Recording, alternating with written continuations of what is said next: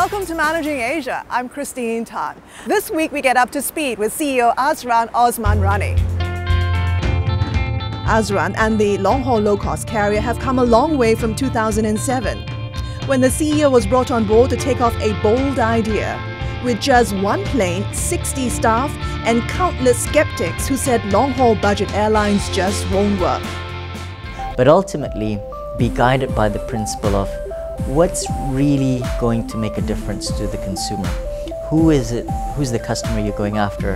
And when you peel the onion, you'll decide, look, some things are relevant, some things aren't, and the insights come from there. I think what we've learned is, number one, you've got to be very, very sensitive to the supply and demand equation. Secondly, you do want to quickly build up scale. We would rather concentrate on a few markets, right, where you've got several destinations, more flights in those destinations, and you build up a very strong, scalable and defendable position that's more resilient to the vagaries of the global economic climate.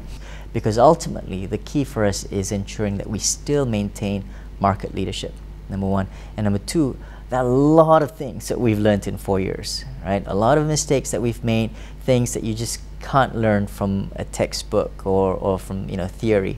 You've got to go in there, do it, and figure it out yourselves. To be honest, I don't think any airline has ever achieved a sustainable competitive advantage from a fuel hedging policy. What we focus on is the other equation besides price, which is volume, right? Figuring out how can you build a real competitive advantage on fuel volume. So for example, last year, right, we would burn about 2.18 liters per seat per 100 kilometers flown, whereas another airline typically would burn 4 liters.